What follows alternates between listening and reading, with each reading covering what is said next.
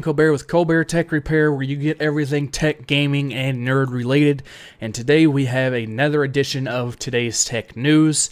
This will be a short tech news segment since I covered most of this in my Friday podcast, but here we go. There's more coming out about the Target breach that affected Target. They said that there was a similar breach that happened at Neiman Marcus, which is a high-end department store, and they said there is probably at least 6 other retailers that have been affected, but they have not released their names. Now, all we know is that the infected systems were at stores with locations in California and New York. Also, they have identified the person who made the malware, and it's a 17-year-old in Russia. Now, yeah, it was a 17-year-old in Russia who made the malware, and apparently, I don't know how they got it into the systems yet.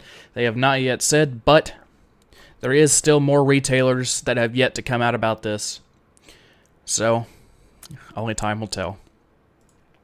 Verizon cuts its upgrade wait from 6 months to 30 days. Now, the company decided to change its Edge payment plan only a couple of weeks after T-Mobile said that it will pay early termination fees for customers when they trade their devices.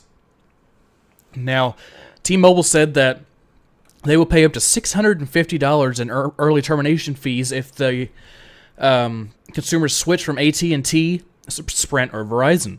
Now, Verizon said that the eligibility for the early upgrade will require a credit check, and you have to pass it.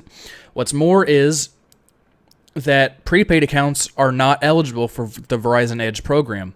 A spokesperson for Verizon said this is currently a promotion, but we do not have a set end date. It is in our response to our consumers' request regarding this popular payment and upgrading plan.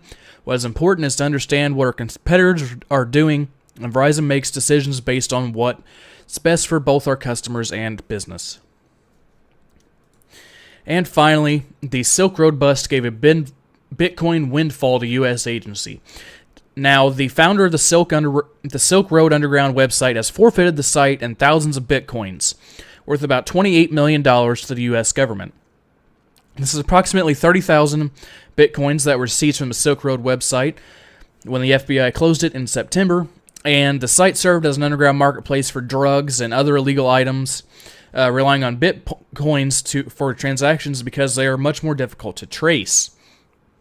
Ross Ulrich, also known as Dread Pirate Roberts, was the operator of the site, and he was arrested on October 1st in a San Francisco public library while allegedly logged into the site.